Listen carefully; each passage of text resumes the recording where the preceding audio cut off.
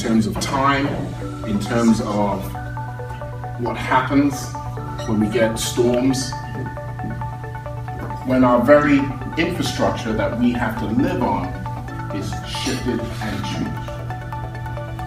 That has caused many of us to rethink our perspectives in life. And what we're going to do today is a quick exercise in one of the basic methodologies of change management. Good morning, my name is Ronald Allen.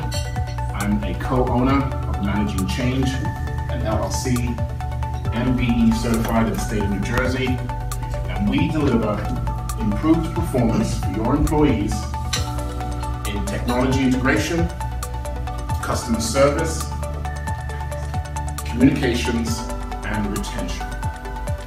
So let's jump right into an empirical experience. I need you to be involved, engaged. By the way, that's the first step in effective change management. Engage your employees. Better still, engage the client-facing employee, because they are the sensors, excuse the pun, tentacles, feelers, antennae, that give you real market data feedback as to what is being delivered, how it's being delivered, and whether you need to make effective adjustments. Right there, I have now shifted your perspective on the concept of managing change. That facilitates most of our systems and work areas and waterways. It affects every aspect of our lives. Who am I talking about? I'm talking about the United States Army Corps of Engineers. And I went into Philadelphia feeling almost as if, how could I ever teach these people anything? And then having to remind myself that it was project management certification. What was also interesting was the very first day, the commander, yes. So 13 steps to positive change, there is no 14th floor, is a number of stories, events, perspectives that I have had in my life, and I share them with you as an opportunity for you to reflect and then decide, these are my perspectives, where do I want? And as in Kodak moments, we can either stop in time and say, this is my life, or you decide to storyline, and you grow your book. It's like a scrapbook. We tell our children to build a scrapbook, and then we throw it away. No, I say revisit that scrapbook and decide for yourself, where do you... You're going to go the youngest person with the person that seems to be, shall we say, the person that's gone around the sun more times than anybody else. Because here's a caveat. Do you know, does your brain know how old you are? No. Any yeses? You can be a yes. I like the yeses. Because then we get to really talk. Okay. So I'll say my brain knows how many times around the sun it's been. Good rapport. Anyone else who said no? I think my brain knows how old I am, but my personality does what it wants to. Okay. Brain knows, but personality does what it wants to.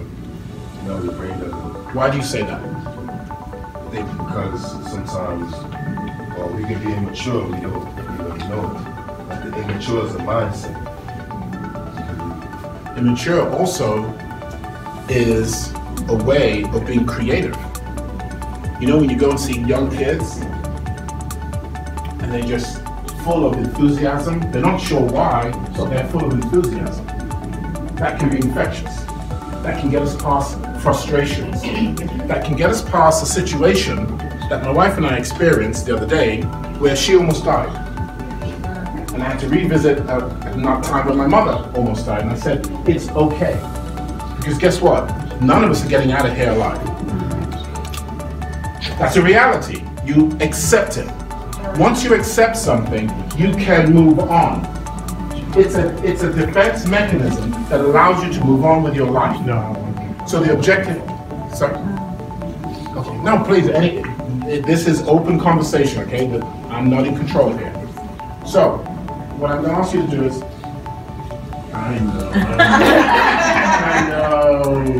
The introverts are the most interesting people, by the way. They're just like, what does this mean to me? Where is this individual taking me? And I don't know if I really want to go there. And that requires more engagement. That requires more personal attention, more prep time, more rapport. And if you don't want to give it, you won't get the benefit of that relationship.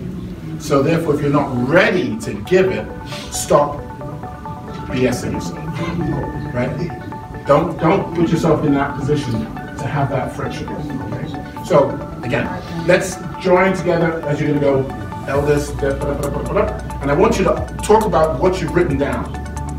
What's important to you? What's important to you in your life? And then, what career are you going into? What advice can you share with each other?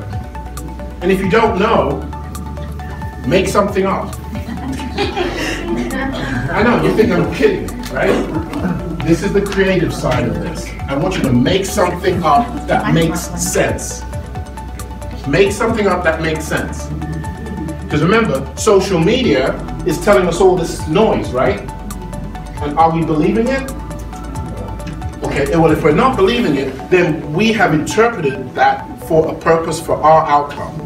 That's the difference. So when you feel that your perspective is not right, when you feel that your opinion is not valued, think of what we just said and what you just heard.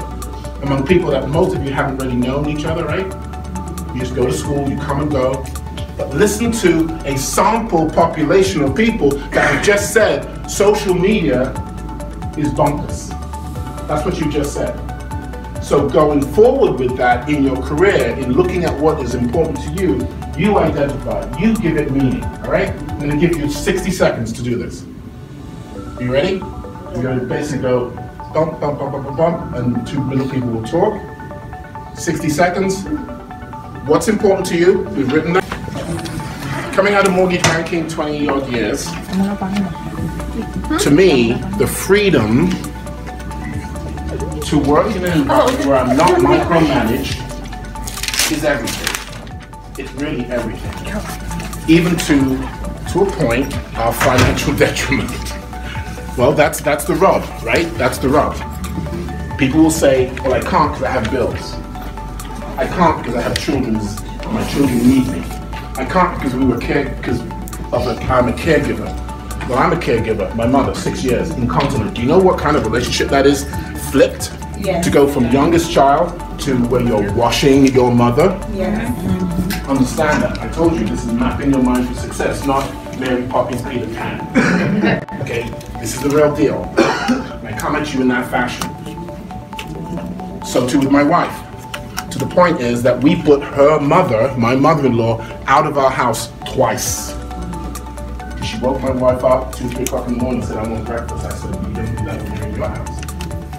This is our house, not your house. Because this is my relationship. So that is important to me.